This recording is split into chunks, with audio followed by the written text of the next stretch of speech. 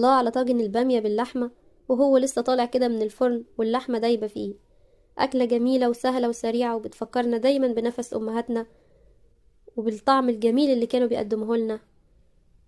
يلا نعمل النهاردة طاجن البامية مع بعض ونصلي على النبي ونشوف الطريقة والمقادير على طول.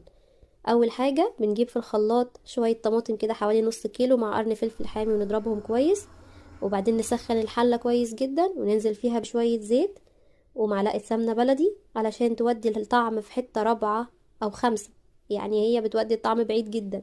وبعد كده ننزل بالبصل المبشور ونقلبه كده يدوب ياخد تشويحة بسيطة كده لحد ما يبقى لونه ذهبي، ونزود كمان حتة سمنة كده علشان هي كل ما بتبقى دسمة كل ما بتبقى حلوة. ومعانا كمان فصين توم كده وندوبهم كده مع البصل، وننزل بقى باللحمة المسلوقة نص سلقة نشوحها مع البصل والثوم.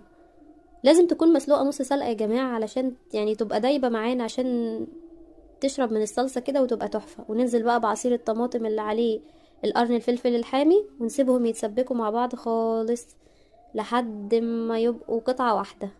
وهو ده السر، وهو ده اللي كان بيدي طعم البامية زمان طعمه مختلف وجميل. وبعد كده ننزل بالبهارات، معانا ملح وفلفل اسود بس، وكمان رشة من السبع بهارات اذا حابين، هي بتودي الطعم برضو في مكان جميل يعني.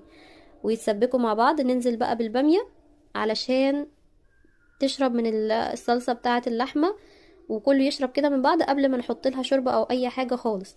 نسيبها شوية كده نقلبها مع بعض ونغطيها كده ونسيبها تاخد وتدي كده مع بعض، وبعد كده نزود عليها بقى الشوربة.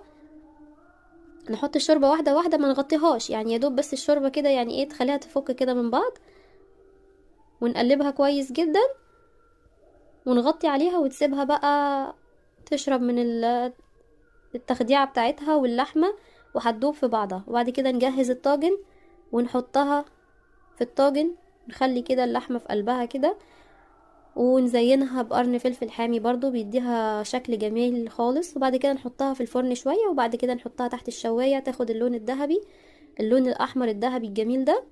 وبألف هنا وشفا. ما تنسوش تدعوا للوالدة بصالح دعائكم، وإن شاء الله اكتبولي في الكومنتات تحبوا أن نطبخ ايه المرة الجاية. صلوا على النبي أهم حاجة. اللهم صل وسلم وبارك على سيدنا محمد وعلى آله وصحبه.